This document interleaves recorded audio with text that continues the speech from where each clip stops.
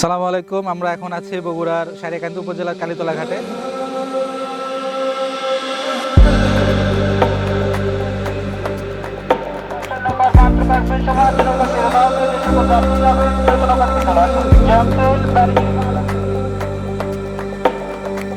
শহরের কোলাহল থেকে আমরা সময় বের করে আমরা আসছি এই কালীতলা ঘাটে এবং আমাদের উদ্দেশ্য হচ্ছে এখান থেকে আমরা নৌকা যোগে চরবটিয়াতে যাব এবং এই জন্য আমাদের অলরেডি নৌকা ভাড়াও হয়ে গেছে। তো আমরা নৌকাতে উঠে তারপরে বাকিটা দেখবো ইনশাল্লাহ। চলেন তাহলে।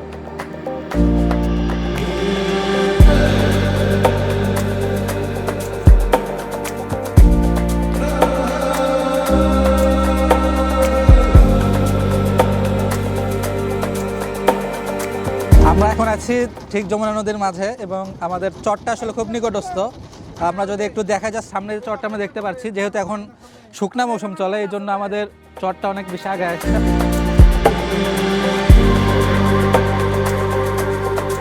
আমাদের প্ল্যান হচ্ছে যে এই চরটা একটু হেঁটে পার হওয়ার পরে আমরা হয়তো ঘোড়ার গাড়ি পাবো, সেই ঘোড়ার গাড়িতে করে আমরা পুরো চরটা আসলে প্রদক্ষিণ করবো।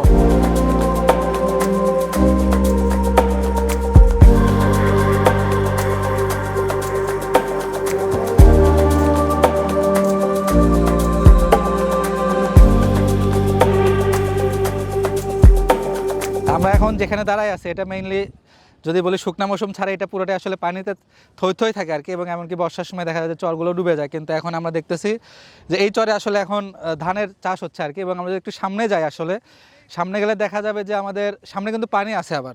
তো আমাদের এটা পুরোটাই হেঁটে পার হতে হবে এবং হেঁটে পার হওয়ার জন্য আমরা অলরেডি জুতা খুলে ফেলছি। এবং যেহেতু আমাদের প্ল্যান হচ্ছে আজকে এখানে সারাদিন আমরা নিজেদের মতো কাটাবো, রান্না করব, খাবো, এই জন্য আমাদের হাতে কিছু আসবাবপত্র দেখা যাচ্ছে আসলে।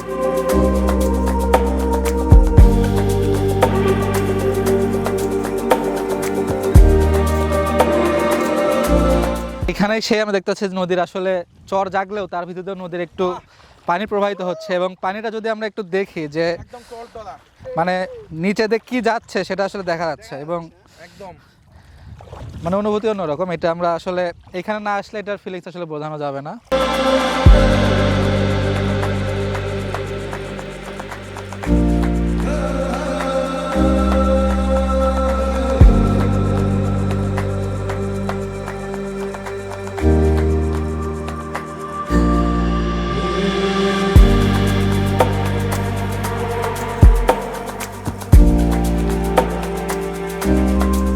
আমরা এখন একটু চর থেকে হাঁটে আসছি আর কি, আমাদের আরও অনেক দূর যেতে মোটামুটি 1 কিলোমিটার। তো এটা হচ্ছে আমাদের অস্থায়ী ক্যাম্প। আমরা এখন এখানে হয়তো 5-10 মিনিট অপেক্ষা করবো এবং এর মাঝে আমাদের 2টা ঘোড়ার গাড়ি আমরা আগে থেকে কথা বলে রাখছিলাম, তারা আসবে এবং এখান থেকে আমরা ঘোড়ার গাড়িতে করে আসলে এই চরটা পুরোটা ঘোরার চেষ্টা করব।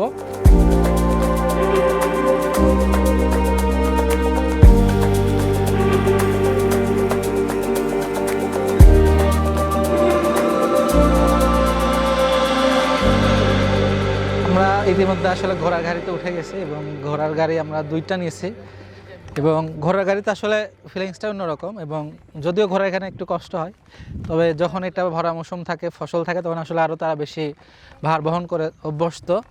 তো আমরা এখন একটু এক পাশে থেকে খড়ি নিব আমাদের যেহেতু রান্নার প্রয়োজন, এবং তারপরে আমরা আসলে চর ঘোরার জন্য ফুল ফেজে রওনা হব।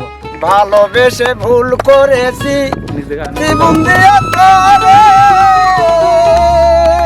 কত লোকের কানা কানি করে আমায় দেখিলে, ঘরে জ্বালা বাইরে জ্বালা, ঘরে জ্বালা বাইরে জ্বালাই জ্বালা পরাল দারুণে, মনের দুঃখ মনে লইয়া কান্দি বসে গোপনে গো, কান্দি বসে গোপনে। আমরা এর মধ্যে আসলে চরের একদম শেষ প্রান্তে পৌঁছে গেছি। এরপরে আমাদের সামনে নদী আছে। তো আমরা এখানে আজকে আমাদের কাইন্ড অফ তাবু করব এবং এখানে আমরা দুপুরের খাবারটা রান্না করব। তবে রান্নার জন্য আমাদের পানি দরকার। এখানে আমাদের পানি নাই, আমরা শুধু খাবার পানি নিয়ে আসছি। রান্নার জন্য আমরা এখন নদী থেকে পানি নিয়ে আসব। তো নদীর পানি ইউজ করা আসলে স্বাদটা কেমন হয় সেটা আমরা দেখবো। আসলে নদীর পানি অনেক বিশুদ্ধ। তো আমরা আসলে পানি আনতে এখন রওনা হব। আমরা যদি একটু সামনে দেখি যে আমাদের সামনে একদম মানে একদম বিশাল নদী আর কি, যমুনা নদী। পান বন্ধুরা ভালোবেসে সুখ হইল না জীবনে। এই জায়গাগুলোতে বর্ষাকালে ভরা মৌসুমে একদম পানি থাকে আর কি, পানিতে থই থই করে। তবে এখন যেহেতু আমরা প্রায় ফেব্রুয়ারির শুরুতে আসছি, এখন আমাদের এটা একদম শুষ্ক মৌসুম, এই জন্য এই জায়গাটা আসলে একদম কাইন্ড অফ আমরা বলতে কক্সবাজারের সমুদ্র সৈকত যেমন দেখা যায় সেরকম আসলে দেখা যাচ্ছে, এবং এটা আসলে খুবই মনোমুগ্ধকর। আমাদের সামনেই পানি আছে, আমরা দেখতে পাচ্ছি, আমরা জাস্ট এখান থেকে পানিটা নিব। এইগুলো একটু কাদালো হয়ে গেছে, তবে চোরাবালি সম্ভবত এখানে জায়গায় নাই। আমরা দেখি একটু সামনে আগে যে পানিটা আসলে কেমন বিশুদ্ধ। আমরা আশা করছি পানিটা আমরা ভালো পাবো, যেহেতু নদীর পানি এবং বড় নদী। সেই পানিটা আজকে আমরা ইউজ করে রান্নার কাজটা সেরে ফেলবো। মনের দুঃখ মনে লইয়া কান্দি বসে গোপনে গো, কান্দি বসে গোপনে। আচ্ছা, আমরা ইতিমধ্যে পানি নিয়ে নিছি নদী থেকে এবং আমরা চালটা ধুয়ে নিছি, চালে আমরা পানি দিছি। এবার আমরা উপরে যাবো, এই পানিগুলো ইউজ করে আসলে রান্না করবো। পানিটা অনেক ফ্রেশ এবং আমরা চেষ্টা করব যে কিছুক্ষণ পরে নদীর পাশে বালি খুঁড়ে আসলে যে পানিটা পাওয়া যায় এটা অনেক বিশুদ্ধ। তো আমরা বালি খুঁড়ে পানি বের করার চেষ্টা করবো, সেটা অবশ্যই আপনাদেরকে সামনে দেখাবো ইনশাল্লাহ।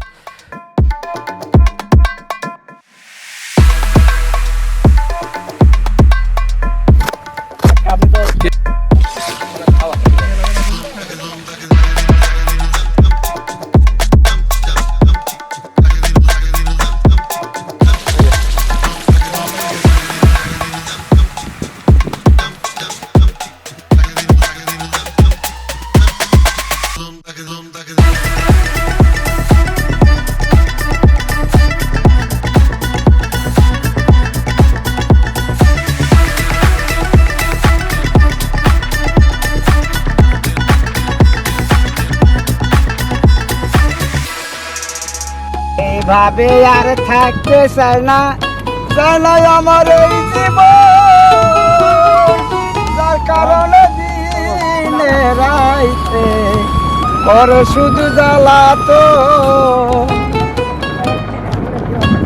এইভাবে আর থাকতে চাই না, চাই না আমার এই জীবন, যার কারণে দিনে রাইতে করে শুধু জ্বালাতো। সাপে ডংছিল আমার,